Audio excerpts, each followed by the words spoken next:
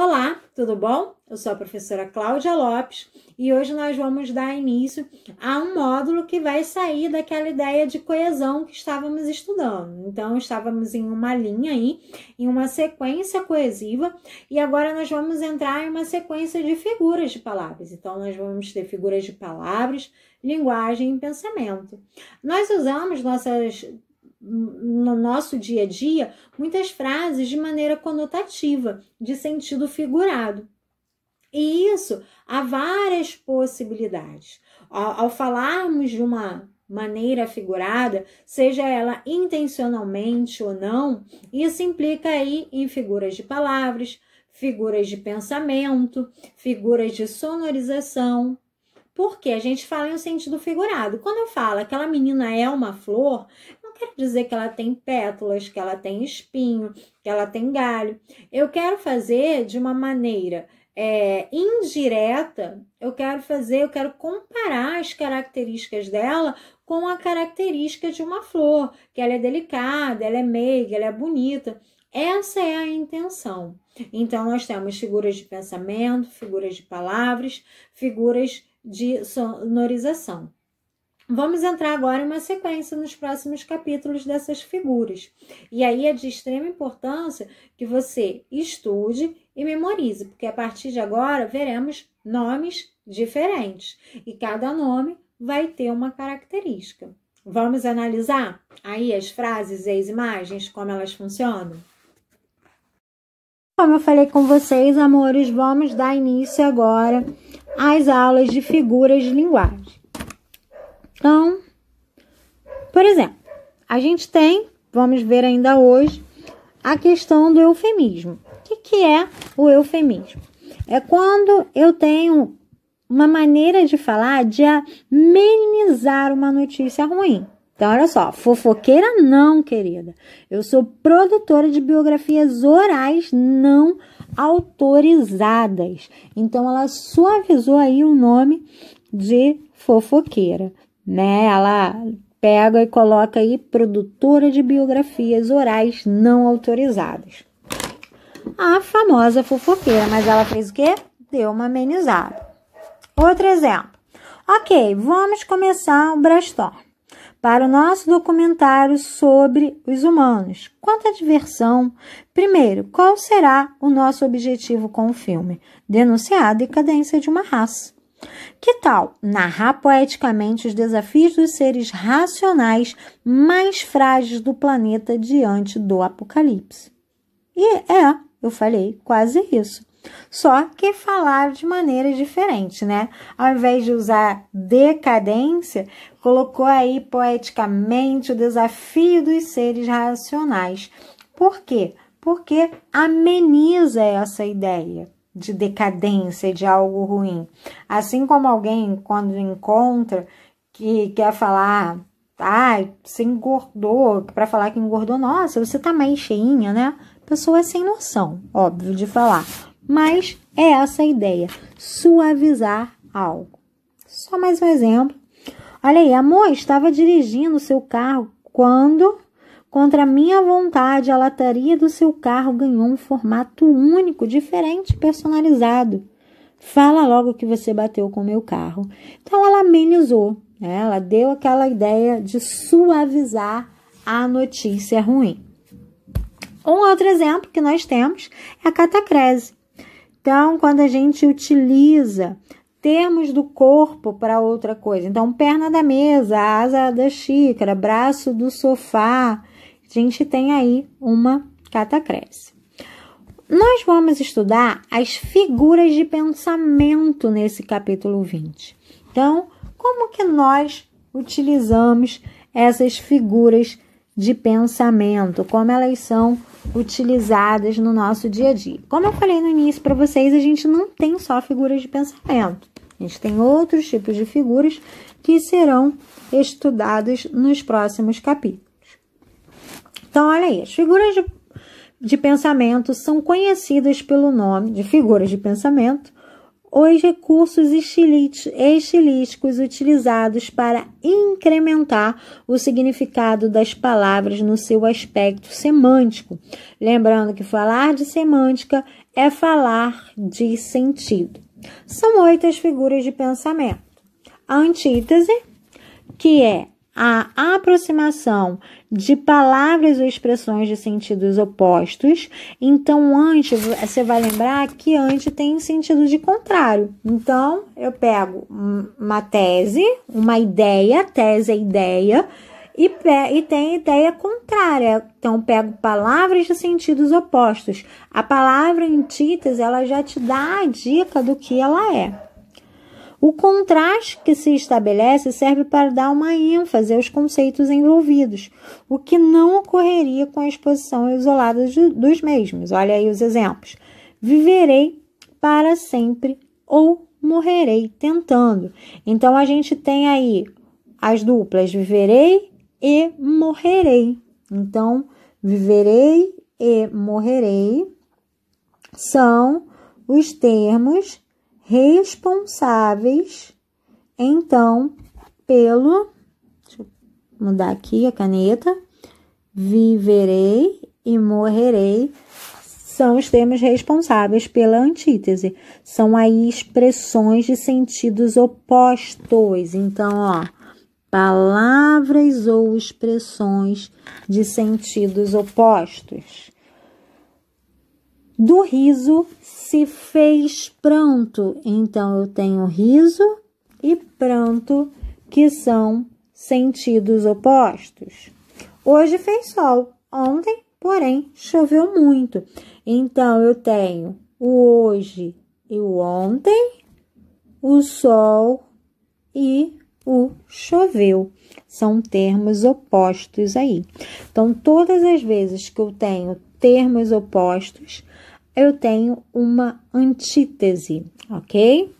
Lembre-se que ante significa oposto, contrário e tese, ideia. Então, temos aí ideias contrárias.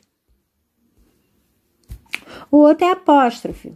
É assim denominada e chamada do receptor da mensagem, seja ele de natureza imaginária ou não. É utilizada para dar ênfase a expressões e realizar-se por meio do vocativo. Então, Deus, ó Deus, onde estás que não me responde? Pai nosso que estás nos céus, ó meu querido Santo Antônio. Então, ela vem aí para dar ênfase ao vocativo, tá? Então, a ideia da apóstrofe é dar ênfase ao vocativo. Então, nós temos aqui, deixa eu botar aqui, dar ênfase. Deixa eu só voltar aqui para vocês. Então, a ideia aqui é dar ênfase a expressões e realizar-se por meio do vocativo. Então, eu tenho Deus, ó Deus. Lembrando que vocativo é o termo que chama, tá? Pai nosso, ó meu querido Santo Antônio. Então, é o termo que chama. Vocativo é o termo que chama. O paradóxico, aí, é uma proposição aparentemente absurda, resultante da união de ideias que se contradizem referindo-se ao mesmo termo.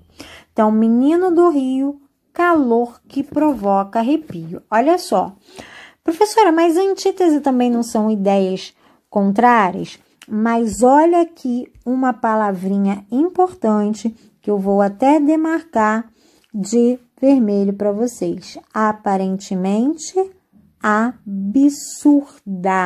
Então, há um contraste meio sem lógica, tá? Então, calor, ele não provoca arrepio. Então, calor e arrepio não tem sentido. Quando eu falo que eu sorri e chorei de alegria, isso é possível. Então, é uma antítese. Agora, aqui, o calor não vai provocar arrepio. Amor é fogo que arde sem se ver. é impossível, né? O amor ser fogo que arde sem se ver. Então, aqui é uma relação absurda. É ferida que dói e não se sente. Não tem como doer e não sentir. Não tem como o fogo arder sem sentir. É um contentamento descontente. Não tem como ser contente e de maneira descontente. Então, é algo mais absurdo. A dor que desatina sem doer, né? Então, não tem como doer sem doer. São aí contrastes absurdos.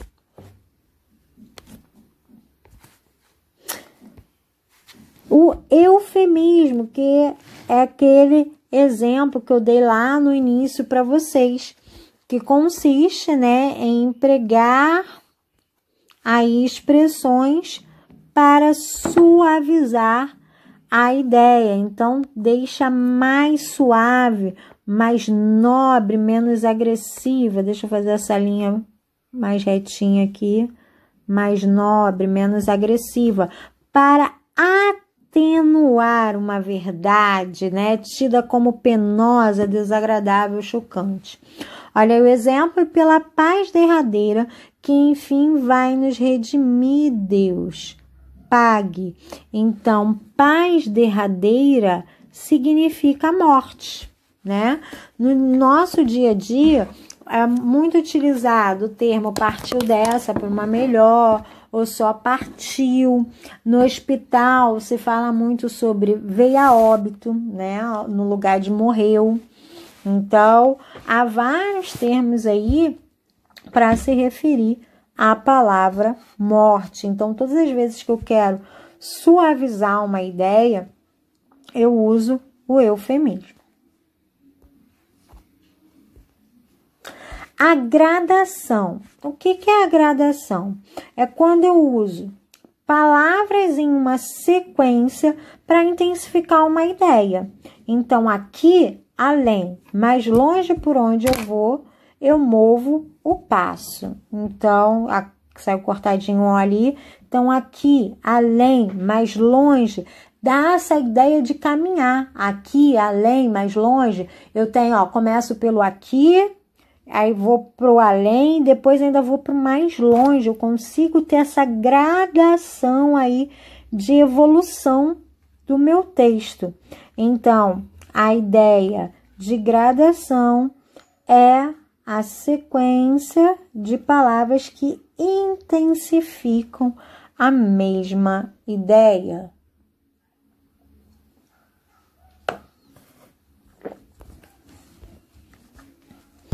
Aí a hipérbole.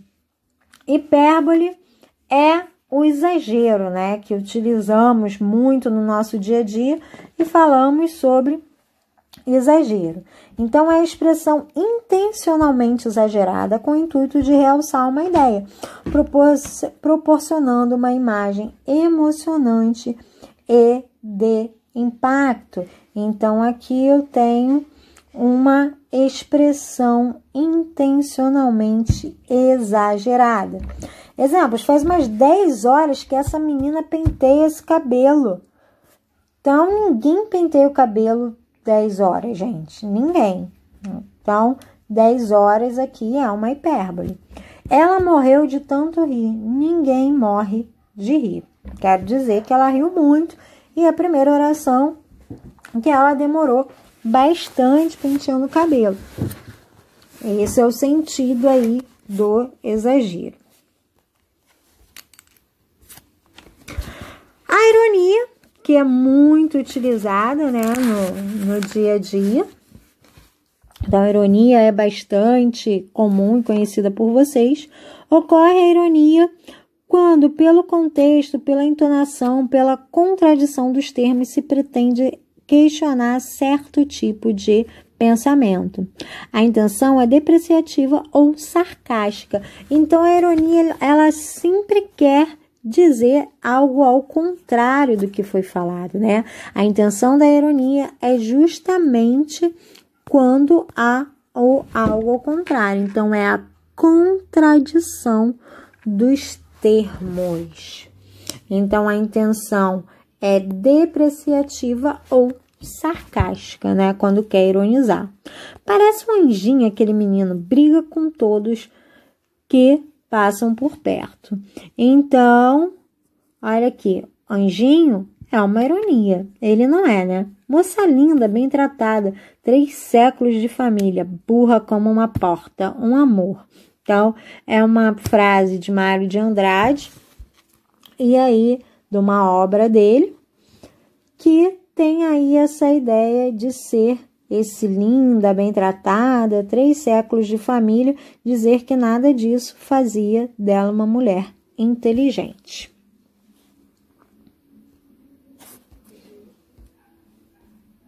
E por último, temos aí a prosopopeia ou personificação, tá? Tanto faz usar esses 2 nomes, prosopopeia ou personificação.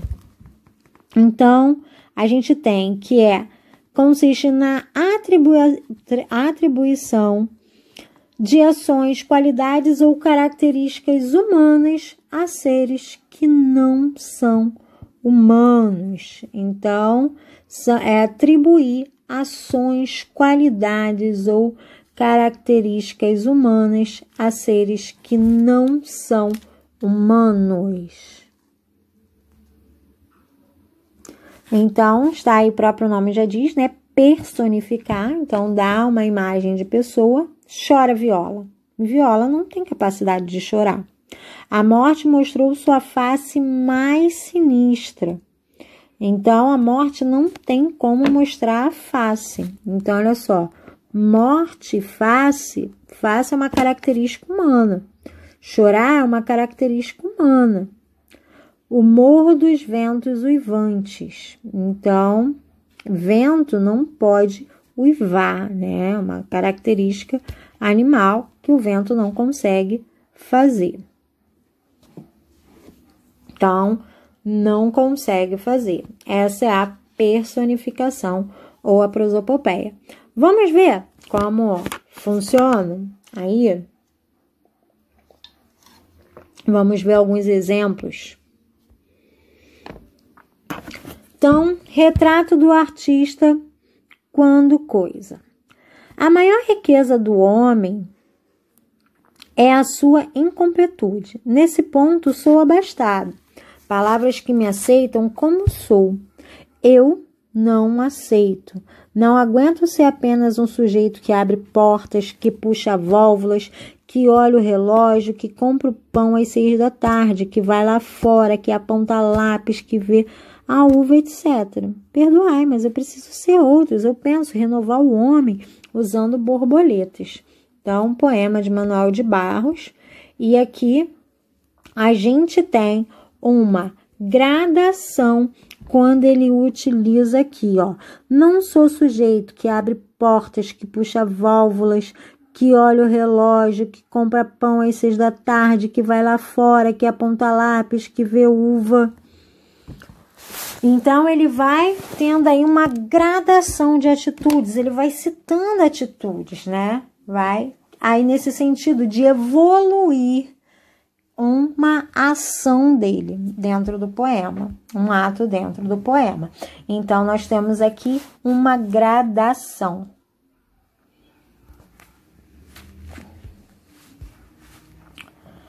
O homem nada mais é do que um ser limitado, uma ínfima criatura, um grão de pó perdido no cosmos. Então, eu tenho ser limitado, ínfima criatura, um grão de pó. Então, há aí uma gradação do que o homem é. O primeiro milhão possuído excita a cirra, a sanha, a gula do milionário. Então, aí eu vou ter aí uma gradação de ações com dinheiro. Você não passa de um roedor, um verme, uma bactéria, um vírus. Viram que se utilizou aí vários termos para descrever. Você é um colírio para os meus olhos. Um descongestionamento nasal para o meu nariz. Um antiácido para o meu estômago. Tem gente que não sabe quando parar.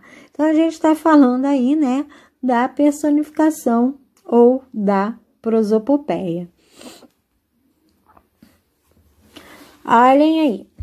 Tá se olhando no espelho, Zé Lelé? Eu não. Ele que tá me olhando.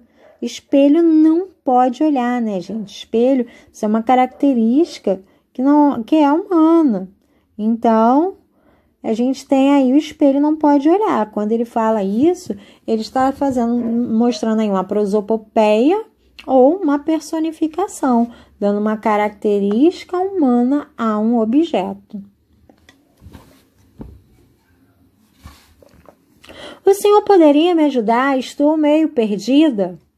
Então, a bala perdida, né? Esse termo, a bala perdida, perdida é uma característica que não é de um objeto, não é da bala. Então, a bala perdida é uma personificação. Agora, vamos ver os exemplos de antítese. Lembrando que antítese, ideia contrária, tá? Mas uma ideia dentro de um sentido ainda. Então, antítese é antitese ideia. Eu vi a cara da morte e ela estava viva. Então, tem a palavra morte e viva, tá? Eu presto atenção no que eles dizem, mas eles não dizem nada. Então, eles dizem e não dizem nada. Meus olhos andam cegos de te ver. Então, cegos e ver. Então, por exemplo, aqui, o cego de ver é porque só vê aquela pessoa, né? O falar e não dizer nada, não acrescentar nada. A cara da morte, aí além da antítese, a gente ainda tem a personificação, cara da morte. Morte não tem cara. Então, e ela estava viva, também é uma personificação, né? Uma prosopopeia. Então, a gente tem duas figuras de linguagem. A gente tem a antítese e a personificação. Ai, a imagem saiu cortada. Que pena. Deixa eu voltar aqui para ver se eu consigo. Acho que é pela resolução, né? Mas aqui no último a gente consegue ver a ideia da prosopopeia. Isso é o que se chama relação de amor e ódio, né? A primeira tirinha fala que mulheres amam fazer compras e homens detestam fazer compras. Então, a gente tem amam e detestam, ideias contrárias.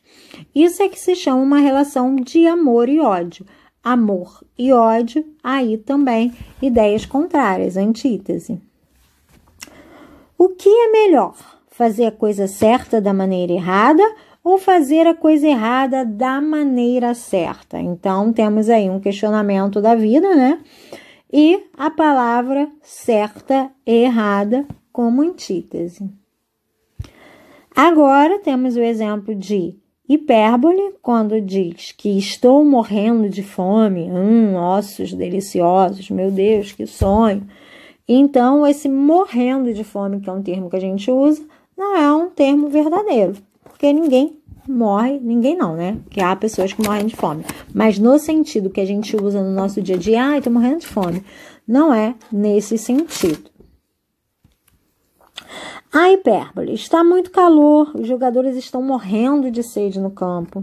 A roupa dela está tão curta que daqui a pouco ela está andando pelada na rua. Então, exagero. Faz umas 10 horas que essa menina penteia esse cabelo. Agora, ironia. Meu marido é um santo, só me traiu 3 vezes, né? De santo não tem nada. Seu café está ótimo, fraco, frio e sem açúcar. Também não é ótimo. Então, são termos que justamente possuem o sentido contrário. A ironia, ela demarca isso, o sentido contrário. Então, ele não é santo, é o contrário. O café não está ótimo, é o contrário. A excelente Dona Inácia era mestra na arte de judiar das crianças. Então, quando fala que a excelente Dona Inácia era mestra, parece que vai ser alguma coisa boa, né? E não é. Quando é na ideia de judiar. O rato roeu a roupa do rei de Roma. Cebolinha, você aprendeu a falar? Claro, ele fala errado, mas quem está falando o rato roeu a roupa do rei de Roma não foi o Cebolinha, e sim uma outra pessoa. Quando ele fala claro, ele foi irônico, né? Tanto que até a carinha dele está diferente. E aí tem um exemplo de eufemismo, que é suavizar a palavra. Aí, numa briga, a pessoa vai xingar seu político. E aí fala o político como um xingamento, para não usar um termo pior. Aí, algumas frases, né, que a gente usa. Não foi feliz nos exames, quer dizer que foi ruim. Enriqueceu por meio ilícitos, roubou. Querida, o pé do leito derradeiro é um túmulo. Em que descansas dessa longa vida? Morreu. Ele virou estrelinha, morreu. Ela frequentemente falta com a verdade, é porque é mentirosa. Ele desviou, roubou. Então, aí a gente vê os desvios, muitas vezes no jornal, né? Ele é desprovido de beleza, é feio. Você faltou com a verdade, é porque mentiu. Ele subtraiu os bens de tal pessoa, furtou. Então, aí tem algumas frases que utilizamos. Querida, estou pré-demitido. Não fale assim, vai chocar as crianças. Diga, estou de férias coletivas. Então, aí suavizou a ideia de estar à beira de estar desempregados, né? Então, pela crise principalmente. Então, suavizou a ideia para não chocar as crianças. Olha essa palavra aí, chocar. Essa palavra chocar, ela é importante na relação do eufemismo. Ei, Minduim, adivinha, estou concorrendo à rainha da primavera na nossa escola. Que interessante, a Lúcia já foi escolhida na nossa escola. A sua escola tem um padrão de exigência bem baixo, hein, Minduim? Aí ele vai e disse no telefone, ela disse, parabéns. Então, a sua escola tem um padrão de exigência bem fácil, bem baixo. Na apostila de vocês, vamos ver como está relacionando. Temos aí a gradação, que é a ideia. Deixa eu pegar aqui o marca-texto. Aí a ideia, né, que encadeiam ideias de forma crescente ou decrescente para suavização de modo progressivo. Então, pensa em você em cada semana, em cada dia, em cada hora, em cada segundo. Então, a cada semana, dia, hora, segundo, vê de maneira que é regressiva, né? Decrescente, começou de semana, caiu para dia, hora, segundo, para marcar aí esse pensamento. A personificação refere-se à atribuição de características humanas a animais e seres inanimados, como sentimentos, ações e linguagem. As nuvens choram sem cessar. Então, aqui, nuvem não pode chorar, né, gente? Deixa eu tirar aqui essas demarcações para poder ampliar aqui. Então, a antítese, aqui nós temos, ocorre quando se empregam lado a lado palavras de sentidos opostos, com a intenção de acentuar o contraste entre elas, garantindo expressividade no texto. Então, aqui, olhem aí, importante a intenção de acentuar o contraste entre elas. Aquele ser era um lobo em pele de cordeiro. Então, a gente tem lobo e cordeiro, que são termos opostos. A hipérbole é a figura que expressa uma ideia por meio de exagero. Então, hipérbole é o exagero. Trata-se de um recurso que supervaloriza aquilo que pretende comunicar. Então, vai dar ênfase, né? Estou morto de tanto trabalhar, então quero dizer que eu estou muito cansado.